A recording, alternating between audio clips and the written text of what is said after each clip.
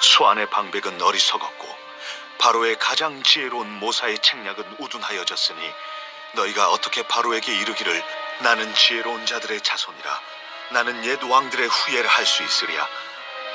너희 지혜로운 자가 어디 있느냐? 그들의 만군의 여호와께서 애굽에 대하여 정하신 뜻을 알 것이요 곧 내게 말할 것이니라. 수안의 방백들은 어리석었고 노베 방백들은 미혹되었도다. 그들은 애굽 종족들의 모퉁이 또리건을 애굽을 그릇가게 하였도다. 여호와께서 그 가운데 어지러운 마음을 섞으셨으므로 그들이 애굽을 매사에 잘못 가게 함이 취한 자가 토하면서 비틀거림 같게 하였으니 애굽에서 머리나 꼬리며 종려나무 가지나 갈대가 아무 할 일이 없으리라. 그날의 애굽이 부녀와 같을 것이라. 그들이 만군의 여호와께서 흔드시는 손이 그들 위에 흔들림으로 말미암아 떨며 두려워할 것이며 유다의 땅은 애굽의 두려움이 되리니 이는 만군의 여호와께서 애굽에 대하여 정하신 계획으로 말미암음이라. 그 소문을 듣는 자마다 떨리라. 그날에 애굽 땅에 가나안 방언을 말하며 만군의 여호와를 가리켜 맹세하는 5 성읍이 있을 것이며 그중 하나를 멸망의 성읍이라 칭하리라. 그날에 애굽 땅 중앙에는 여호와를 위하여 제단이 있겠고 그 변경에는 여호와를 위하여 기둥이 있을 것이요 이것이 애굽 땅에서 만군의 여호와를 위하여 징조와 증거가 되리니 이는 그들이 그 압박하는 자들로 말미암아 여호와께 부르짖겠고 여호와께서는 그들에게 한 구원자이자 보호자를 보내사 그들을 건지실 것임이라. 여호와께서 자기를 애굽에 알게 하시리니 그날에 애굽이 여호와를 알고 제물과 예물을 그에게 드리고 경배할 것이요 여호와께 서원하고 그대로 행하리라. 여호와께서 애굽을 치실지라도 치시고는 고치실 것이므로 그들이 여호와께로 돌아올 것이라. 여호와께서 그들의 간구함을 들으시고 그들을 고쳐주시리라. 그날에 애굽에서 아수르로 통하는 대로가 있어 아수르 사람은 애굽으로 가겠고 애굽 사람은 아수르로 갈 것이며 애굽 사람이 아수르 사람과 함께 경배하리라. 그날에 이스라엘이 애굽 및 아수르와 더불어 셋이 세계 중에 복이 되리니 이는 만군의 여호와께서 복주시며 이르시되 내 백성 애굽이여 내 손으로 지은 아수르여 나의 기업 이스라엘이여 복이 있을지어다.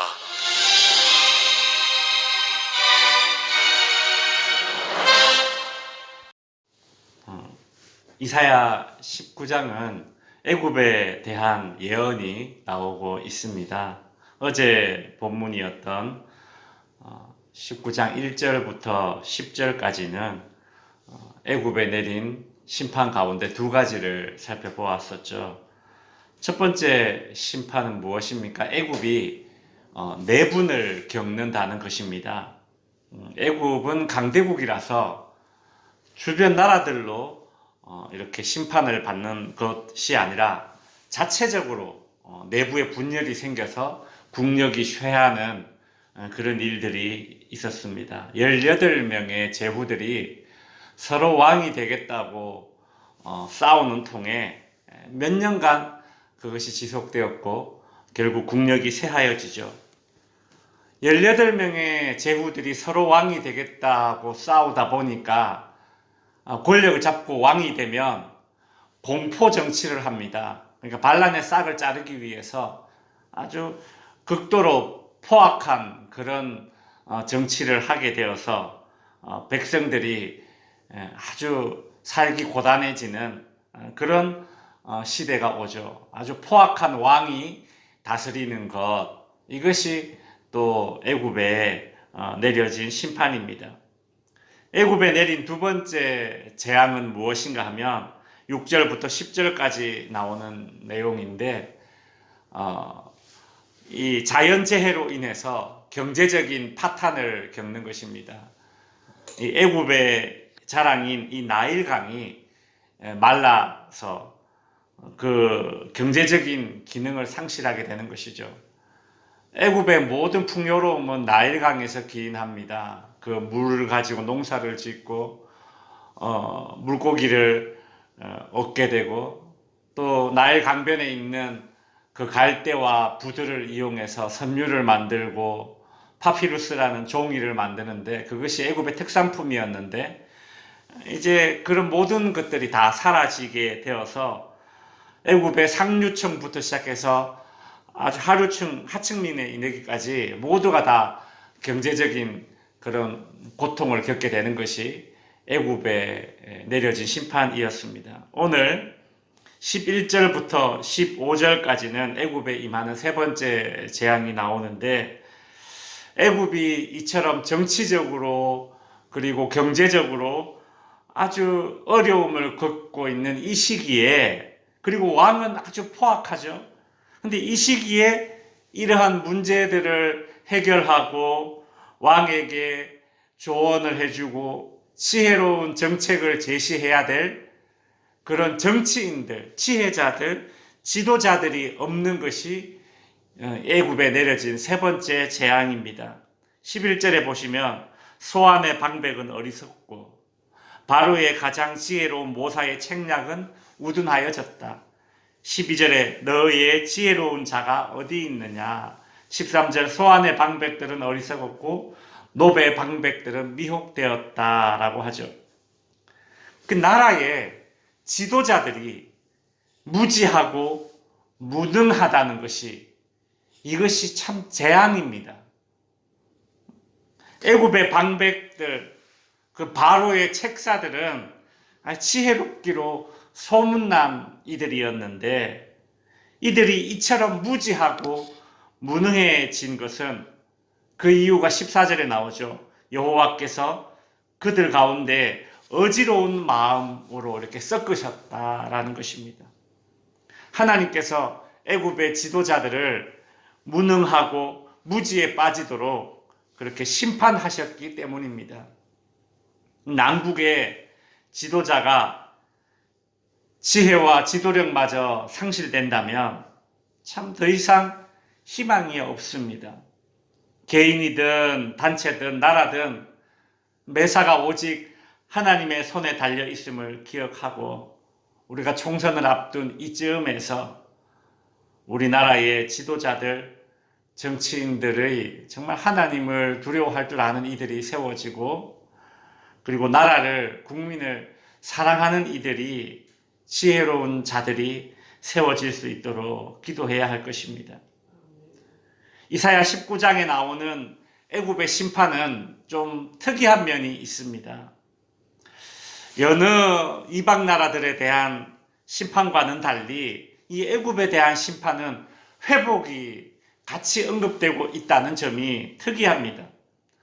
보통 이스라엘에 대한 심판이 언급될 때에는 하나님의 심판이 먼저 언급되고 이후에 회개하고 돌이킬 때에 이스라엘이 이렇게 회복될 것이다 라는 메시지가 주어지죠. 근데 오늘 본문 이사야 19장에서는 애굽에 대한 심판이 이제 언급되고 난 이후에 후반부에 애굽에 대한 회복이 선포되고 있습니다. 오늘 본문 16절부터 25절까지 보면 그날에라는 말이 6번 반복되어져 나옵니다. 그날은 심판의 날이죠. 이 심판의 날은 이중적인 의미가 있습니다.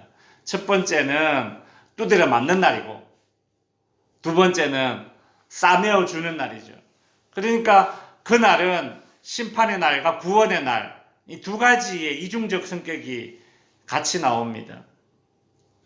하나님께 돌이킨 자들에게는 구원의 날이고 하나님의 백성들에게 구원의 날이지만 이방인들과 하나님을 떠난 이들에게는 심판의 날이죠.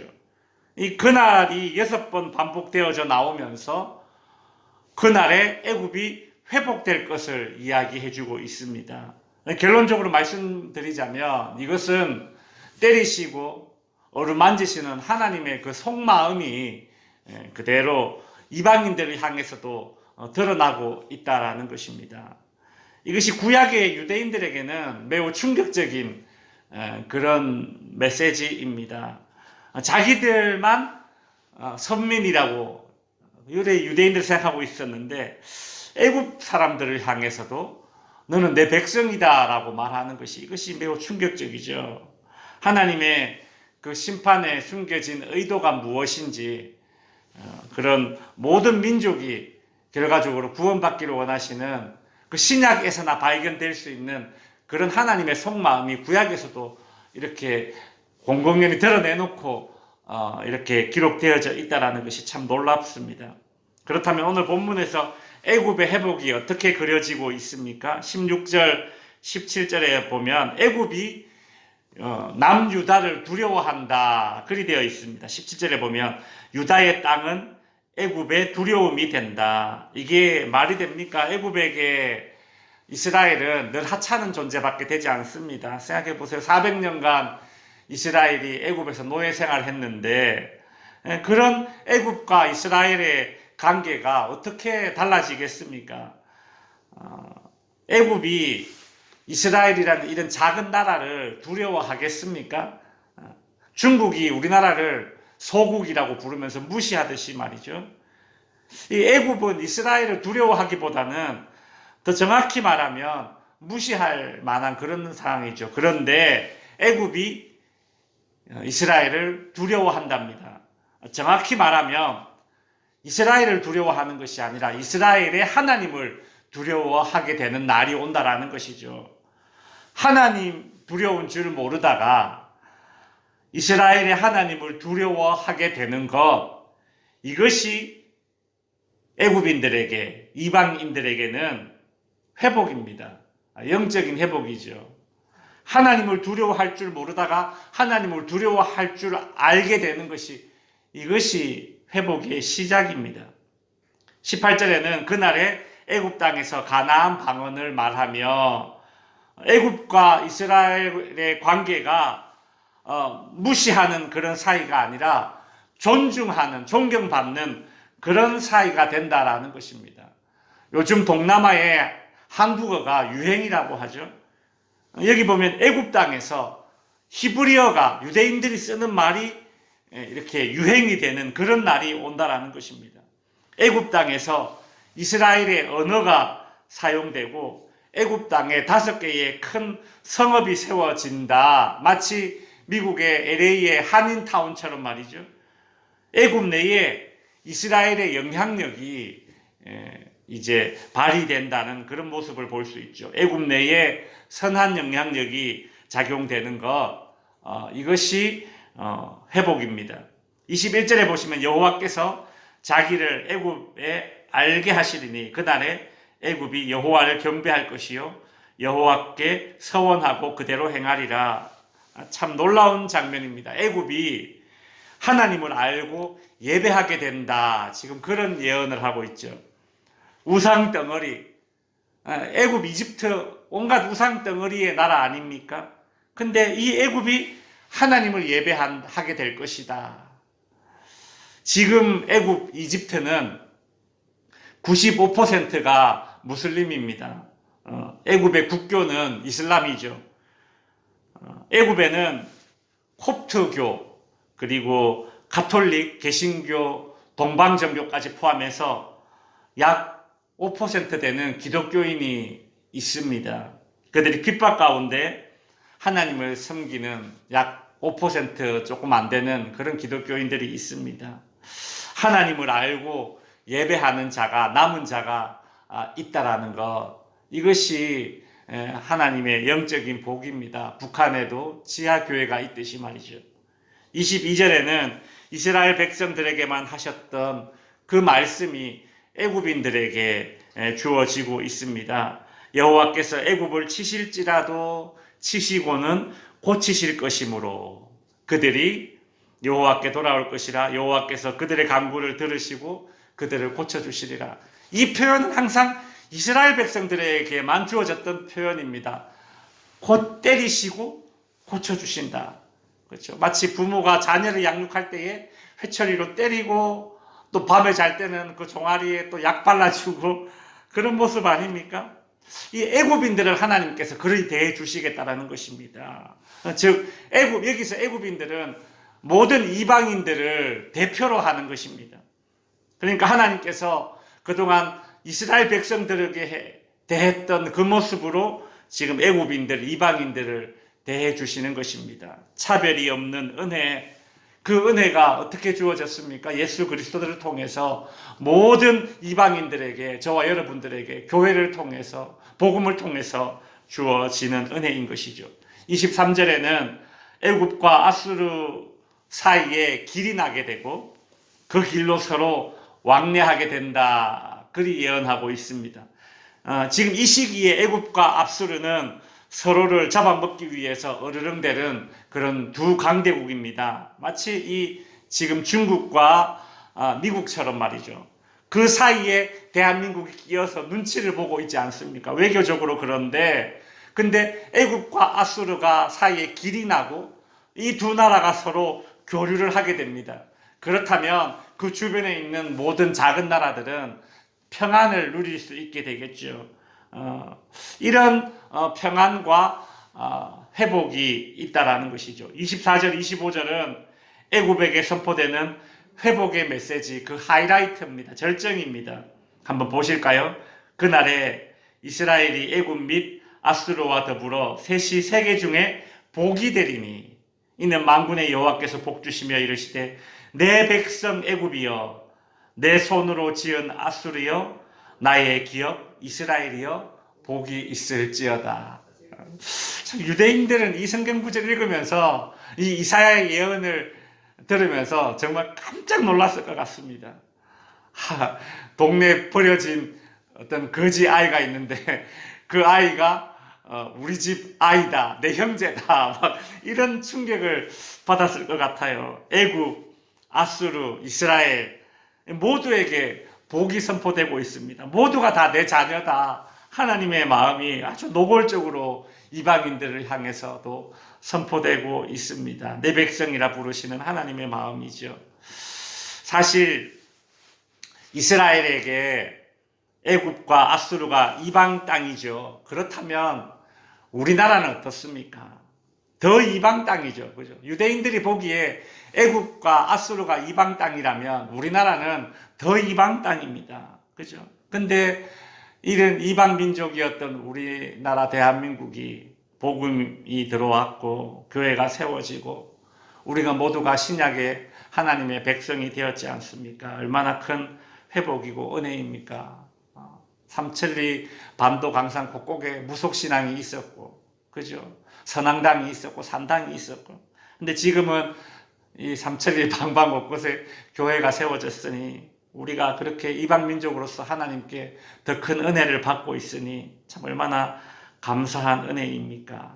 하나님은 이렇게 온 인류에게 예배를 받으실 그런 온 인류의 하나님이 되시는 것입니다. 오늘도 기도하실 때에 하나님과 원수되었던 저 같은 우리 같은 이들을 품어주셔서 돌이켜서 예배하는 자로 삼아주신 그 은혜에 감사할 수 있기를 바랍니다.